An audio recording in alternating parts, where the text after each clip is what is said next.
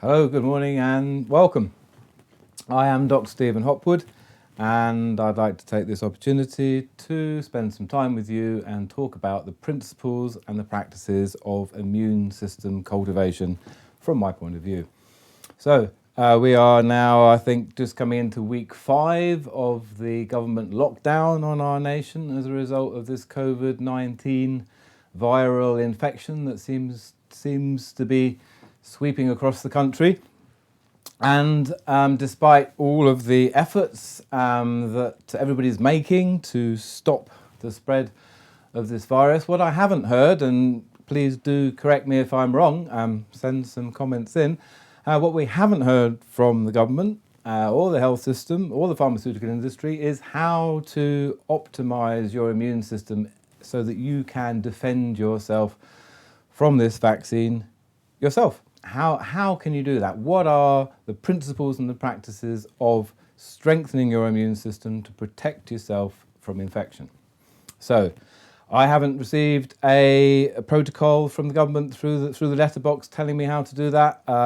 I think it would have been a good idea, but in our society today, this has not been a priority for the National Health Service. You cannot get your vitamin D checked on the National Health Service without paying, and even then it's very difficult.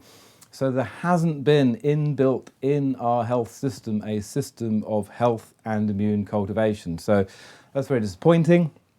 I'm sure it's not a coincidence, but what I aim to help to do today is to look at those principles and practices and see if we can find a way to actually do that. So the first place I'd like to refer you to have a look is a gentleman called Professor Robert Thomas. Now, he is the professor and consultant oncologist, cancer specialist at Cambridge University. And so he's done some work into turmeric, broccoli, green tea and pomegranate and proved that taking these things reduces the rate of rise of one of the tumour markers in prostate cancer. So he's very interested in alternative medicines and other ways of looking at things other than pharmaceuticals. And on his website, cancernet.co.uk, you can see that he makes statements such as this, and it's one of my favourite statements, and he talks about the essential nature of vitamins, minerals, fatty acids and antioxidant enzymes as prerequisites, building blocks for our immune system that will help decrease the risk of chronic disease and cancer, which is his speciality. But there are also the key factors that support our immune system that allows our immune system to deal with bugs. So what I've done today is taken that basic idea that there are prerequisites to our immune system that enable it to work better, and the professor has mentioned vitamins, minerals, fatty acids and antioxidant enzymes which help our liver. And I'd like to take that a little bit further. So I've written a list of 10 things that as a holistic practitioner for 30 years I've been concentrating on working on with my clients, and I thought I'd share my personal perspective on the way forward in this regard with you here today. So I'm just quickly going to run through those 10 things. So vitamins and minerals is number 1 on the list. Fatty acids and amino acids. So we have essential fatty acids, essential fats that our body needs to work properly, and essential amino acids, essential proteins that again are key building blocks to glutathione conjugation and leaky gut rebuilding, building blocks for our physiology that we must have in our system. So optimizing these vitamins, minerals, fatty acids and amino acids are my first 2 things on the list. Third, liver function. Again, the Professor Robert Thomas has mentioned glutathione and superoxide dimutase. So these are key building blocks for liver detoxification. And if you don't facilitate optimal liver function, then your toxicity will build up. That'll be a load on your immune system, and that won't allow your immune system to work optimally. So third on the list, liver health and optimization. Fourth, gut health.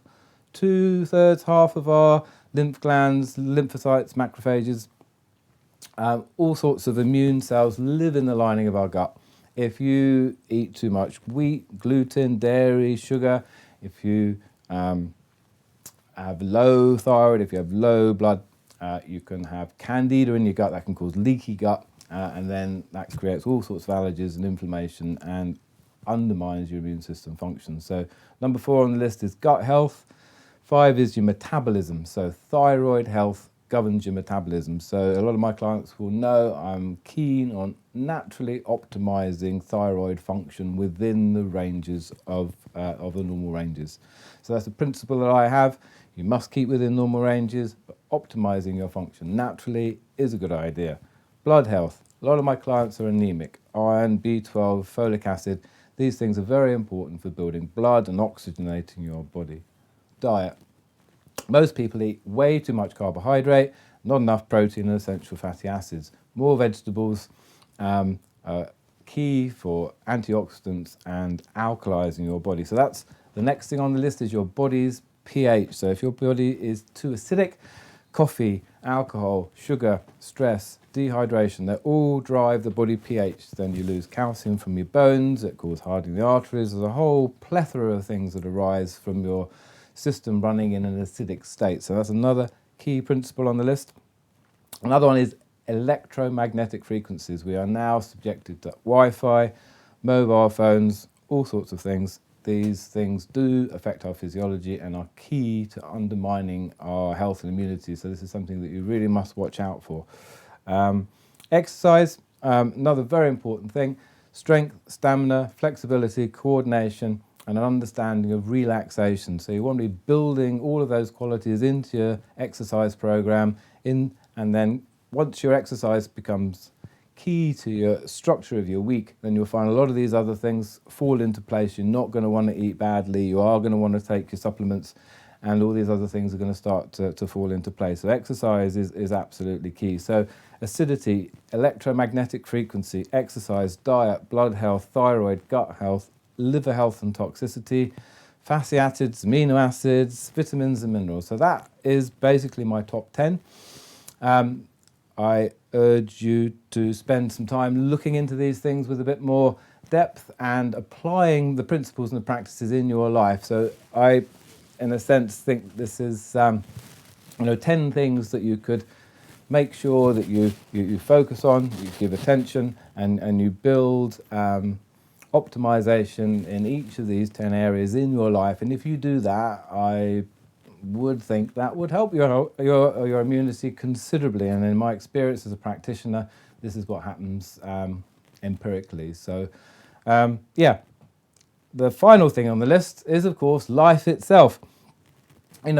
A good life is good for your immune system, but if your health and immunity and your fitness is poor, you can't have a good life. So it's all cyclical, basically. But if you've got good work, you've got good friends, you've got good family, you spend time in nature, all of these things are obviously really important for your health and well-being as a human being, emotionally and all the rest of it, and all of that psychological aspects, obviously, and our environment and the rest of it play into our health. But it also works around the other way. So what you can do is build these 10 foundational principles, and that will enable you to build again a happier and stronger life. So I wish that for all of us, and I'll get back to you very shortly with a bit more detail on all of these issues, especially the exercise. I'm going to show you my exercise routine, so that will sort the men from the boys. Thanks for listening, everybody. Nice to connect, and I'll see you soon.